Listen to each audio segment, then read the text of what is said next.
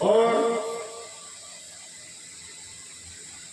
चार चंद्र की चंचल किरणें खेल रही थी जल तल में, स्वच्छ चांदनी बिछी हुई थी अवनी पृथ्वी, अवनी और अंबर तल में। पुलक प्रकट करती थी धरती हरित तृणों की नोकों से, मानो झूम रहे हैं तरुणी मंद पवन की झोंकों से। ये रात चांदनी रात समाप्त, सबको खुशी आती है, आपको भी आती है। चंदा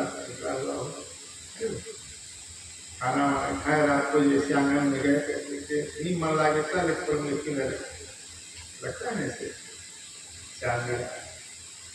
झिलमिल झिलमिल तारे चमके, चंदा चमके चमचम, आओ आओ खेले हम सब, आओ आओ घूमे हम सब, आज चांदनी में हम। ठंडी ठंडी हवा बह रही। चांदनी रात, चांदनी रात अंधेरी रात के बजाय शीतलता देती, चंद्र किरण में शीतलता। ठंडी ठंडी हवा बह रही, लोरी सी कुछ गाती, अभी नहीं सोएगा कोई, नींद किसे है आती। क्या चांदनी रात। और इस चांदनी रात को देखकर भगवान कृष्ण भी बड़े प्रसन्न हुए और प्रसन्न होकर यमुना के किनारे पहुंचे और पहुंचकर अपनी बांसुरी निकाले और बांसुरी से काम बीज का मंत्र उस स्वरों में डालकर उन्होंने जो मुरली का ध्वन छेड़ा, सुमनोहर वह ध्वनि लहराती हुई वृंदावन के गलियों में, घरों में, पूरी वृंदावन को व्याप्त कर गया। मीठी बात, उस स्वर में इतनी कशिश थी, आकर्षण था कि उसको जिसने सुना अपने को रोक नहीं सका। लेकिन प्रश्न है कि किसने सुना, किसने सुना? तो उत्तर है इसका, गोपियों ने सुना। बोले गोपियों ने क्यों नहीं सुना? वो इसलिए कि अभी मैं अब आपको श्रीमद् भागवत का पंच प्राण की व्याख्या करने जा रहा हूं।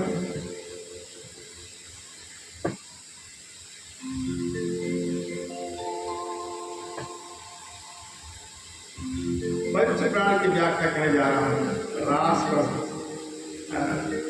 रास पर श्री कृष्ण रास रचाए थे, उसकी कथा में आपको सुना रहा। तो रास में गोपियां ही आसक्ति थी, गोपियां ही आई, उन्हीं ने ईश्वर को सुना। मेरी भी आवाज चौका गांव में फैल रही है। क्या सब सुन रहे हैं? जो सुन रहे हैं वो आएंगे, जो नहीं सुन रहे हैं कहां से आएंगे? तो सुनना नहीं सुनना आवश्यक नहीं है, ये आपके ऊपर डिपेंड करता है। गोपियां सुनी, और जब गोपियां सुनी तो आवाज को वैसे ही सुनी तो रुक नहीं पाई।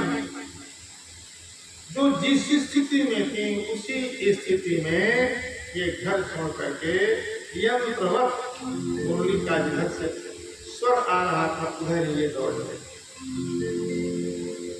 जो स्त्रियां जिस रूप में थी, बनाव श्रृंगार करने की फुर्सत नहीं, तो जैसे उठी और चली, चलना पड़ा। चली नहीं, अगर चली कहूंगा तो थोड़ा सा हल्का हो जाएगा। चलना पड़ा, मुरली के धुन में इतनी आकर्षण था। बीज मंत्र दुर्गा जी के 3 बीज मंत्र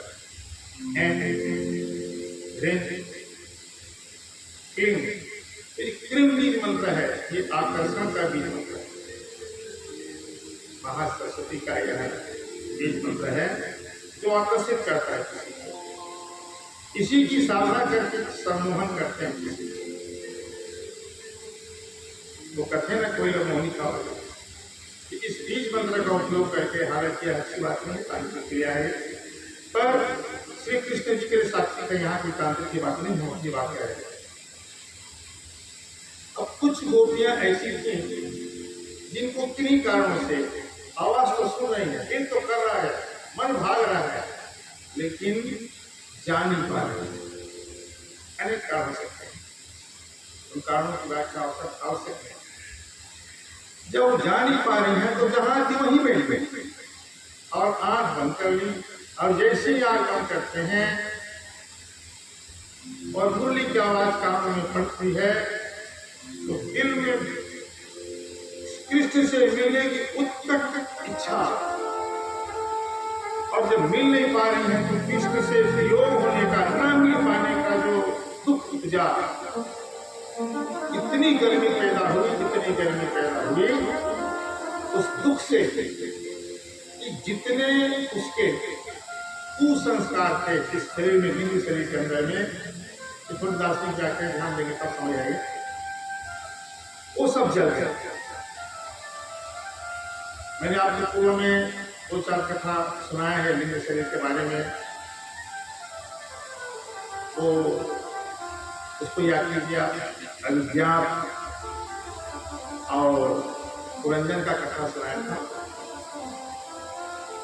यानी हमारे शरीर के अंदर एक और शरीर है, वो पुण्य पाप को भोगने वाला, करने वाला वही है, उसको लिंग शरीर कहा जाता है। तो उसमें जितनी बुराइयां थी, कृष्ण का ध्यान में इतनी जोर से नहीं हो, इस सारे पाप कुसंस्कार जल गए। और जलने के बाद जब उनका मन कृष्ण से मिला तो सारे सुसंस्कार थे, अच्छे संस्कार, वो भी जल गए। बड़ी अद्भुत बात है।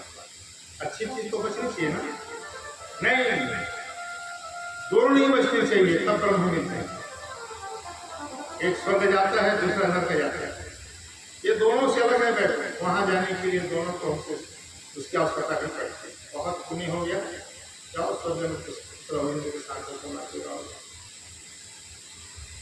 लेकिन बैकुंठ का परमिशन, ये देवता लोग स्वर्ग में रहते हैं, बैकुंठ थोड़ी रहते हैं। जब भगवान का जरूरत पड़ता है तो कहीं जाके प्रार्थना करते हैं, वहां इनका दुख दूर करते हैं।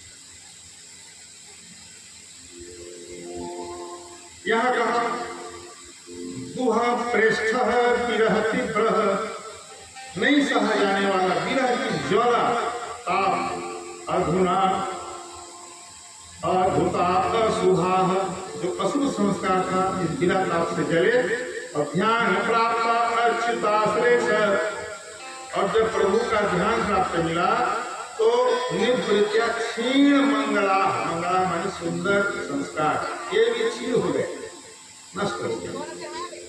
ये त्याग तो मिले कैसे, घर में बैठे। देखिए वियोग की हम व्याख्या करेंगे, बहुत आएगा। वियोग का मतलब होता है जब पूरी तन से बैठ रहे ध्यान में, तो कृष्ण के लिए वो यमुना किनारे जाना जरूरी नहीं है। वो तो आप जहां बैठ रहा है, बस पर्दा हटना चाहिए, तो बिना ताप से वो पर्दा खत्म हो गया। और जो जहां बैठी थी वहीं कृष्ण से मिलने का उनको सुख प्राप्त हो गया, सुख नहीं कहूँ आनंद प्राप्त हो गया, तो उसके संस्कार भी जल गए। इसलिए ब्रह्म में जाने का, वैकुंठ जाने का, मुक्त होने का, मोक्ष पाने का वह होती उसका ही हो। आगे तक हम आते हैं। ये सारी गोपियां पहुंच गई कहाँ, जिधर जहां से वो मुरली का आवाज आ रहा था। अब जहां पहुंचे तो कृष्ण एकाएक मुरली बजाना बंद कर दिए। सब गोपियां एकदम अबाक हो गई, बोली तुम कहाँ गए।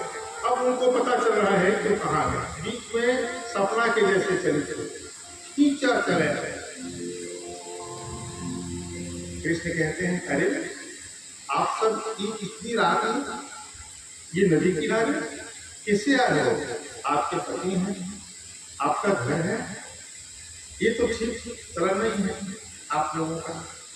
ये कहीं धर्म खेत बदलेगा, मन कर्म वचन पति पद प्रेमा, ये तो हमारी संस्कृति कहती है कि तुम यहाँ कैसे आ रहे हो, जाओ। वो क्या जवाब देते, जवाब सुनिए। हमारे तो सब आप ही हैं, त्वमेव माता च पिता त्वमेव त्वमेव बंधु च सखा त्वमेव सर्वम, सब कुछ आप हैं, इसलिए आपके पास है हमारे पति है। यही बात उन्होंने कहा था रामचरितमानस में, जब राम कहते हैं लक्ष्मण तू रुक जा,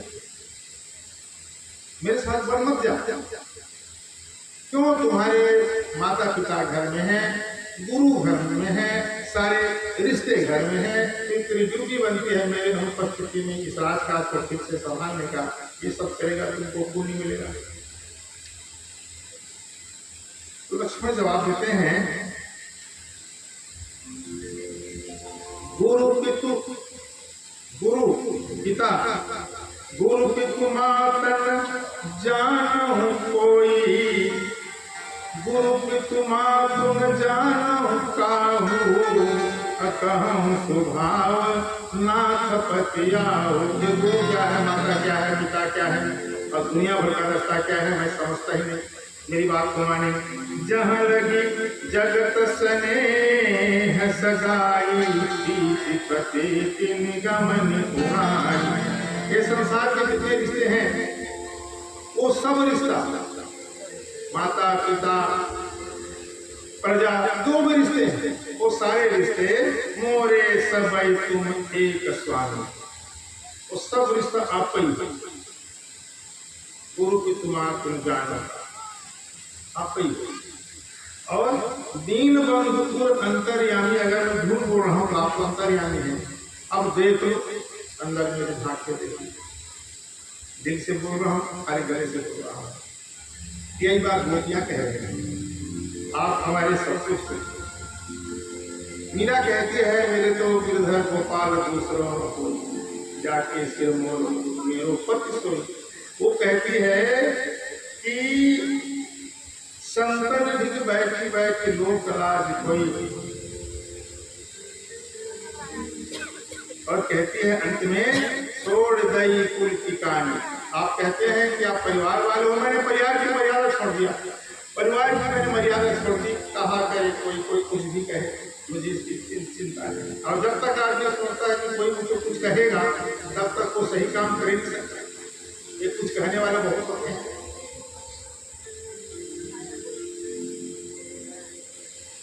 दूसरी बात कह रहे हैं, आज तक हमने दूसरा तक सुनी, कहते हैं। अच्छा एक बात बताना, किसी का पति प्रेतम विदेश गया है, 4-6 महीने वापस आएगा वो, तो क्या करती है, वो फोटो बना लेती है अपने पति का, और उस फोटो से जब भी मन लगे बातचीत कर लेती है, उस पर फूल चढ़ाती है, उसका प्रणाम करती है, अब उसी से प्रेम करते हैं। इससे फोटो क्यों? पति है। अब इसके बाद जब उसका पति आ जाए तो स्त्री क्या करेगी? अब भी फोटो के पास जाएगी? नहीं जाएगी। फिर तो कहा जाएगी जो उसका पति आ गया उसके पास जाएगी। उसी तरीके से हमारे जो इस जन्म के पति हैं, ये उसी फोटो है, फोटो रखे थे हमने। अब जब आप आ गए हैं तो पति तो आप ही हो, तो इसलिए हम आपके पास आए हैं। तीसरा कहते हैं, हम आपके रूप माधुर्य से इतने आसक्त हैं कृष्ण कि हम आपको छोड़ ही नहीं सकते। आप इतने सुंदर हो, झूठ नहीं बोलेंगे, आप इतने सुंदर हो कि आपकी सुंदरता को देखकर हमको रीझ नहीं जाए, इसलिए हम आपको छोड़ नहीं सकते। जय श्री।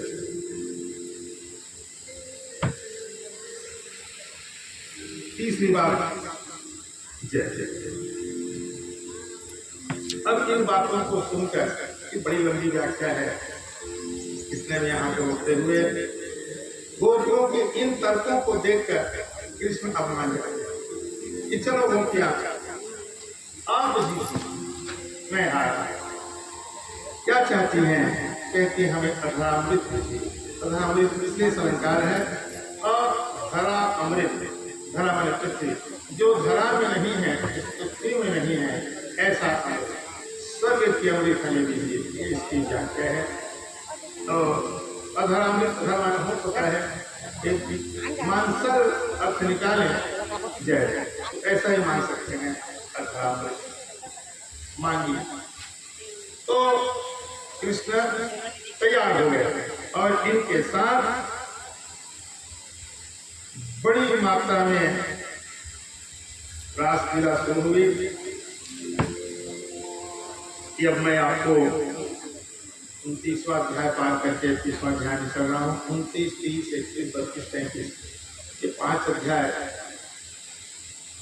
ये भागवत के पंच प्राण कहे जाते हैं। मैं पूरी भागवत इस 5 अध्याय टिकी हुई है। अब वो है कृष्ण का गोपियों के साथ नाचना चलना, ये कथा को सुना रहा हूँ, इसलिए थोड़ा आप सबका ध्यान चाहूंगा।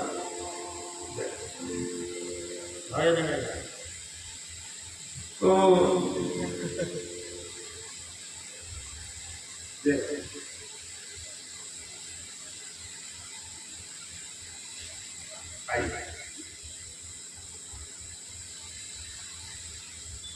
भगवान को सोचो तुम्हारी बात।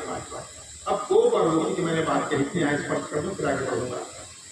गोप मन क्या होता है? छुपाने वाला। गोप के आगे गुप्त, गुप्त शब्द से गोप का ये छुपाने वाले। तो भगवान को मोहिन का पट अच्छा लक्ष्मी जो में भाव, ये भी पति आएंगे। गोप को अपने जो कहना साथ साथ निर्मल जन मन सो मोह। तो ये गोपियां का क्या है? गो माने होता है इंद्रिय और पी माने होता है पीना। तो इंद्रियों को पी लिया, इनको हुआ गोपी। थोड़ा ध्यान चाहूंगा। एक शब्द आता है गोस्वामी, तुलसीदास जी के लिए हम इसको उपयोग करते हैं। गो माने इंद्रिय, उसके स्वामी बने। तो स्वामी बनने से जो आपके सेवक हैं उनको कंट्रोल में रखने का आपको ताकत लगाना पड़ेगा। ये तो इंद्रिया भागेंगी। जब स्वामी बने हो तो कंट्रोल रखो, ठीक है कंट्रोल रखे हो आप गोस्वामी हो। लेकिन एक बार भी छूटा, ध्यान इधर से उधर हुआ तो वो इंद्रिया आप बैठ उठेगी। गोस्वामी के लिए खतरा हमेशा रहता है। और गोपी को चिंता ही नहीं, क्यों? ये इंद्रियों को पी लेते हैं, उस पर शासन नहीं करते, उनको अपने साथ मिला लेते हैं। अब इसके बाद जब किसी चीज को आप पी लेते हो तो वो चीज आपकी ताकत बन जाती है। उसको दबाने की बात तो छोड़िए, अब वो आपकी ताकत बन गई। आपने पानी पी लिया, आपने दूध पी लिया, दूध और पानी का ताकत आपके स्नायुओं में घुसा और आपको ताकत है।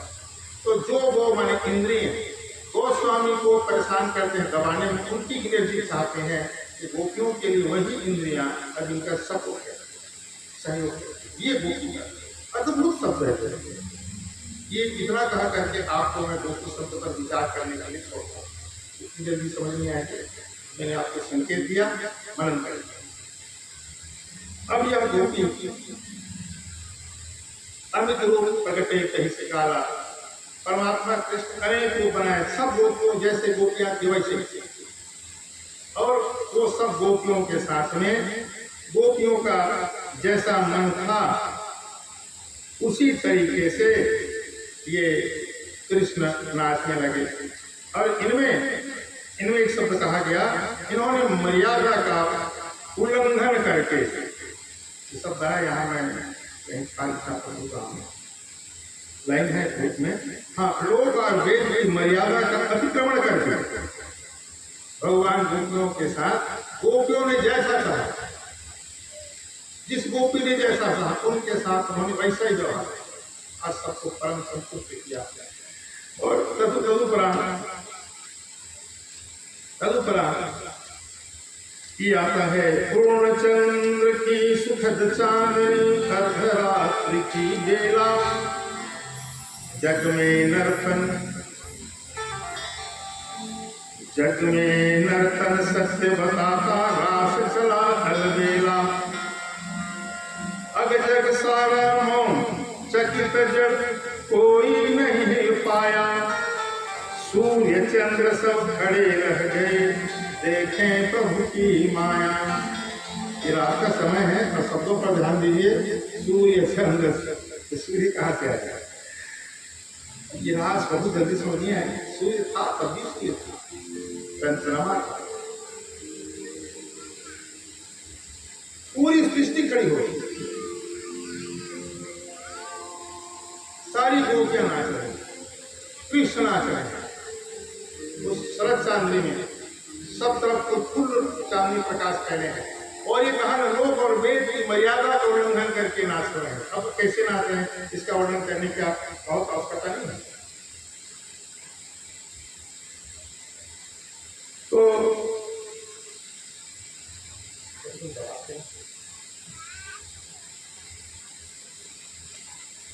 लोक और वेद की मर्यादा को उल्लंघन करके नाच रहे हैं।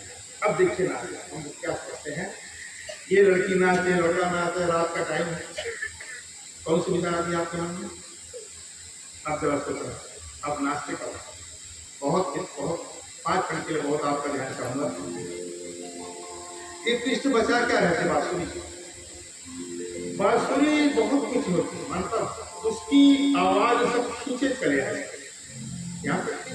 और जैसे सब गोपियां पहुंचती उन्होंने बांसुरी बजाना बंद कर दिया। अब जब नाच कर रहा है गोपियों के साथ कृष्ण का, तो उस समय कौन सा बाजा बज रहा था? कौन सा बाजा बज रहा था? कोई बाजा नहीं बज रहा था। वो जो बांसुरी बज गई वो भी बंद हो गई और कोई बाजा ना बजे। जैसे अभी सारा संगीत आप शांत कर दीजिए थोड़ी देर के लिए, ना ढोलक बजे ना बाजा बजे, फिर आप नाच के दिखा दो, मुझे समझ जाऊंगा मैं कितना कैसे नाचते हैं। नाचेंगे आप? बिना बाजा के नाचेंगे आप? नहीं नाचेंगे। तो फिर आप जो नाचते हो वो बाजा से नाचते हो। और जब नीरो खाली हवा चल रहा है, कुछ नहीं, फिर भी गोपियां नाच रही है कृष्ण के साथ। ये अद्भुत नाच है। आप अपने नाच से मत जोड़ना। ये डांस नहीं है, ये नृत्य है। दोनों में फर्क है। एक बात। दूसरी बात बताओ आपको, यदि बजा भी होगा कृष्ण की मस्ती चढ़ी होगी, कोई गोपी थोड़ी होगी कि कृष्ण तेरी बांसुरी से अच्छा लगता है कोई सुना दे। वो तो गोपियां जैसी चाहिए कृष्ण वैसे की, तो चाहे वो कोई मर्यादा नहीं है।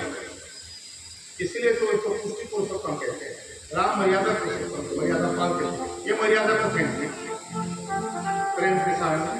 यदि किसी गोपी ने कहा होगा एक व्यक्ति, तो जब बजाए होंगे मुरली तो आप सोचना ये बाजे रही वाला डेक जो ये रखा है, ढोलक रखा है, इसके बगल में ठोकने वाला बाजा है, आप नाचेंगे। लेकिन जब मुरली बजेगी, हमारा संगीतकार बजा रहा था, मुरली का धुन निकाल रहा था, मुरली में तो आप थोड़ा बहुत नाचना चाहोगे वो भी बंद हो जाएगा। यार क्या बात करते हो? सिर हिलेगा, आप शांत हो जाओगे। अच्छा मुरली कोई बजाए, आप शांत हो जाओगे। ये गोपियां नाचेंगे। ये नाच ऐसा है कि जब मन के अंदर खुशी भरती है, आनंद भरता है। जब आनंद भरता है तो अपने आप आपका पांव, आपका हाथ उछलने लगता है। ये नृत्य कर किया नहीं जाता, ये नृत्य हो जाता है। गोपियों को नहीं पता कैसे नाचे, वो तो पता ही नहीं पाए, खाली हाथ पर उछल रहा है। ये नृत्य हो। जैसे किसी को गुस्सा आता है, ये प्रेम का आपका अनुभव नहीं है। आप इतना प्रेम कभी नहीं किया किसी से कि आप नाचने लगे, इसलिए ये आपको समझ नहीं आएगा। हाँ गुस्सा आपने किया है, तो गुस्सा से आप करते क्या हो? मोड़ूंगा तुझको, अब दांत कटा है, हाथ कटा, ये सब करने क्या जरूरत है आपको? क्यों ऐसा करते हो? हाथ क्यों कटाते हो? पाँव क्यों फेंकते हो? आँख लाल क्यों कर लेते हो? आप मुझसे बोलो ना भाई। तो दीज आर ऑल गेस्चर्स, ये इसको कहते हैं, ये आपकी सारी प्रक्रियाएं हैं, आपको करना पड़ेगा। अंदर गुस्सा है, अब ऐसा ऐसा करो, आपको पता ही नहीं।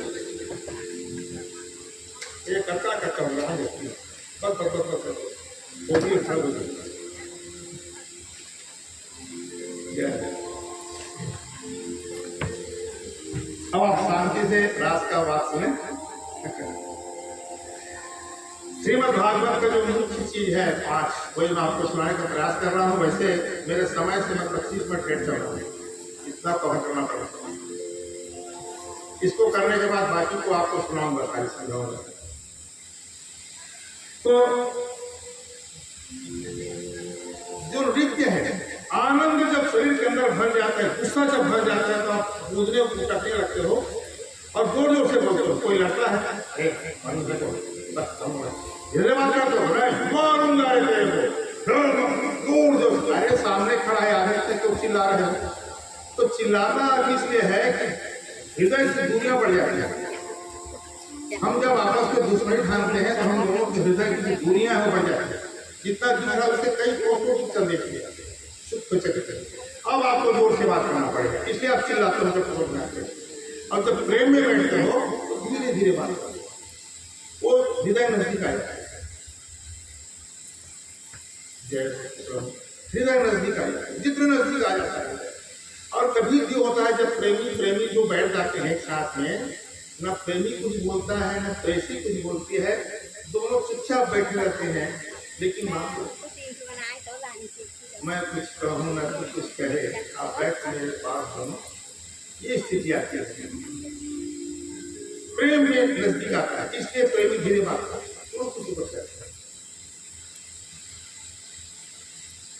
ये जो मैं आपको व्याख्या दिखा रहा हूँ, सुना रहा हूँ प्रेम का, ये जितना बता पा रहा हूँ समय परिस्थिति के अनुसार यह बहुत है। ये आप बैठे, इसका अभ्यास क्या है? 5 अध्याय को वृंदावन में बहुत से लोग बैठे हैं, वो याद कर लिया। अब जैसे उसी को याद करके रात में बैठ करके उसको मनन करते, ये काम विनाश के लिए। ये इतना कठिन चैप्टर है। तो ये डांस क्या है, नाच क्या है? It is overflowing of pleaser. Pleaser जो भर जाता है शरीर में, ओवरफ्लो कर जाता है, बाहर बहने लगता है। तो बाहर कैसे बहेगा? फिर आदमी नाचता है। तो गोपियां जो नाची थी बिना बाजा के, वहां कोई बाजा नहीं था, भागवत में कहीं कोई संकेत नहीं है। वो छोड़ो, वृंदावन में जब नाचते थे, कान्हा बजाई बांसुरी और ग्वाले बजाए मंदिर की गोपियां नाचे, वो तो उनके गलियों का नृत्य था, रास की बात नहीं है। तो ये अब इस क्रिया से आगे बढ़ते हैं। इसके बाद वो गोपियां के साथ थक गए नाचते नाचते, तो यमुना के पानी में उतर गए सब गोपियों के साथ से। वहां जल गिरा, यमुना से बाहर निकले, सामने ऊपर था, ऊपर में चले गए। ऊपर में बैठ करके गोपियों को साथ कृष्ण, अब देखिए जितने गोप उतने कृष्ण है। लता कुंज उन्होंने पीड़ा किया। फिर वहां से जब बाहर आए तब कृष्ण ने बोले कि गोपियां अब जा।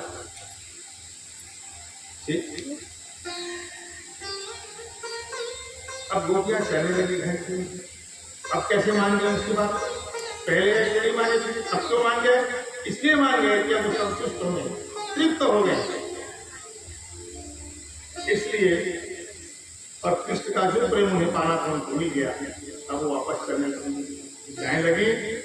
योग माया के प्रभाव से उनके घर वालों को, इतनी को भी यह बात पता नहीं चला कि जो कहीं से आए। आगे कथा जब जितने बात को सुन लिए तो सुखदेव जी को भी ये बात, एक बात आगे पूछने लगे। वो क्या पूछ रहे हैं? संस्थापनाय धर्मस्य प्रश्नाय तस्य च अवतीर्णहि भगवान अंशेन जगदीश्वरः। भगवान जगदीश्वर के अंश से कृष्ण उत्पन्न हुए 16 कला लेकर के, और ये धर्म की स्थापना के लिए यहाँ आए हैं। तो स कथम धर्म सेतुनाम वक्ता कर्ता विलक्षिता प्रतीप आचरत, ऐसे धर्म रक्षा करने वाले परमात्मा प्रतीप आचरत, ये उल्टा आचरण कैसे किए?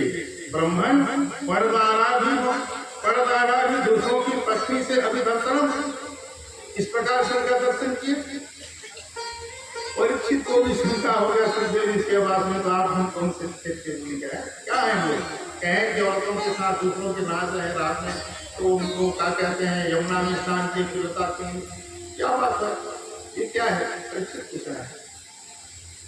तो इसका उत्तर देते हैं श्री सुखदेव जी महाराज, सुनो परीक्षित, रवि पावक सुरसरी के नाई समर्थ को नहीं दोष दोषाएं, सामर्थ्यवान को। और एक बात और सुने, इसमें हम जब कोई शुभ काम करते हैं वो भी अशुभ हो जाता है, और परमात्मा अशुभ काम करते भी शुभ हो जाता है। कैसे? एक आदमी था, हम अच्छा काम करेंगे कभी कभी अशुभ हो जाता है, तो परिणाम ज्यादा नहीं पूरा करने का हो जाता है, क्योंकि हम मालूम है। एक आदमी था, रात को 12 बजे पिक्चर देखा सेकंड शो, रात के 12 बजे वापस आ रहा था अपना घर, टेढ़ी मेढ़ी सकरी गली थी, कुत्ते भौंक रहे थे। इतने में उनको किसी बच्चे के रोने की आवाज आया, जो चीख रहा था बचाओ बचाओ, ये आदमी दौड़ा, तो देखा क्या कि किसी नुक्कड़ में एक हट्टा कट्टा मरवान टाइप का आदमी एक छोटे बच्चे को नीचे गिरा के खूब मार रहा था। ये आदमी सहन नहीं हुआ, सीधा वो जो मार रहा था उसके कारण पकड़ा, खींच के खड़ा किया, 2 झापड़ मारा, और जैसे ही 2 झापड़ मारा तो लड़का जिसको मार रहा था उसका बच्चा उठा, वहां कितना जोर से भागा पता ही नहीं चला।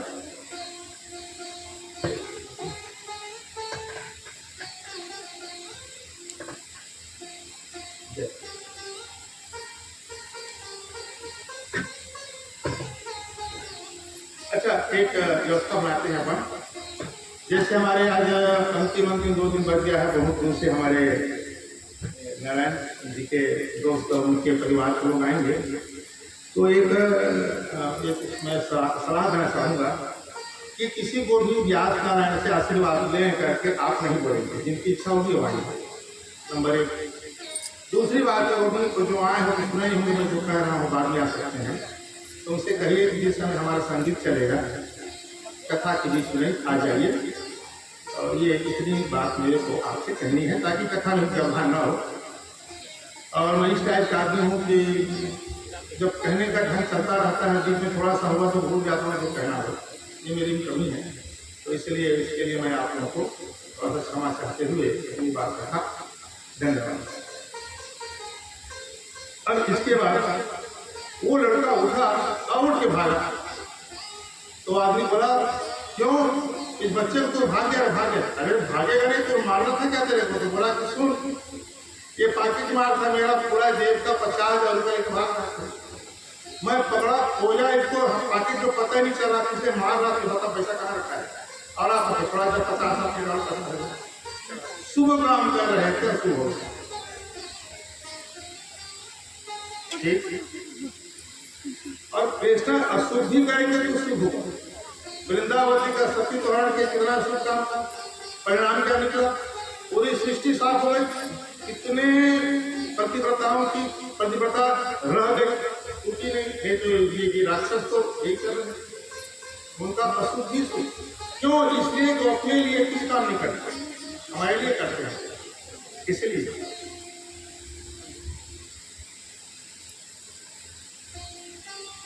ये भागवत में कहा कि जो रास क्रीड़ा है, इस समय कृष्ण की उम्र 10 वर्ष की थी।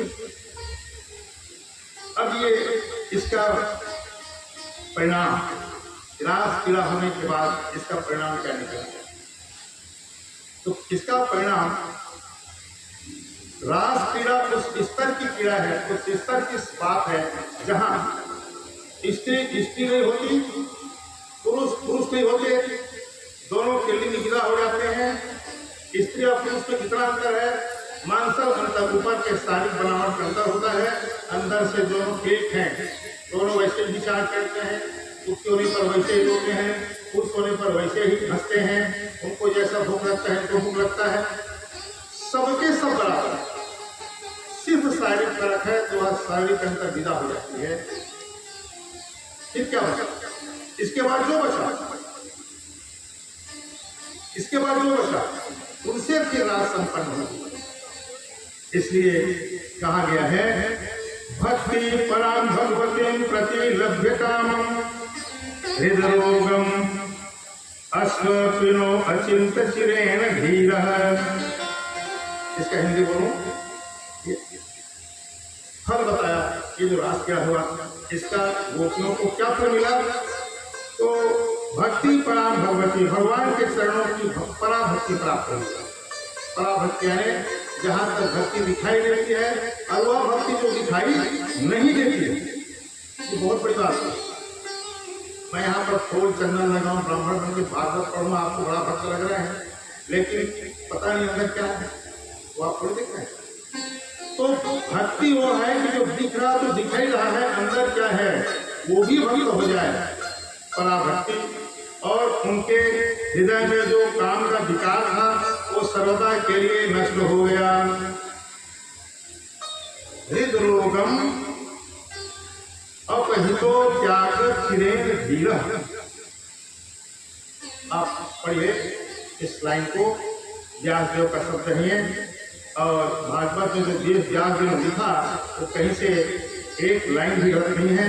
अब हम पंडित लोग उसको आगे पीछे बोल करके कुछ उसमें अब ऐसा दिमाग से सब बोलते हैं। तो काम विनाश किया है, काम विनाश किया है, रास क्रिया काम विनाश की कथा है। और रास में प्रवेश गोपियों की हुई इस कथा के साथ। इसके बाद भगवान श्री कृष्ण ने सुदर्शन, शंखचूड़, अरिष्टासुर इत्यादि राक्षसों का विनाश किया, उनको सदगति दी। और आइए बढ़िया सा एक भजन सुन लेते हैं मास्टर जी, और इसके बाद फिर आगे एक कथा में प्रवेश करेंगे। बोलिए भागवत भगवान की जय।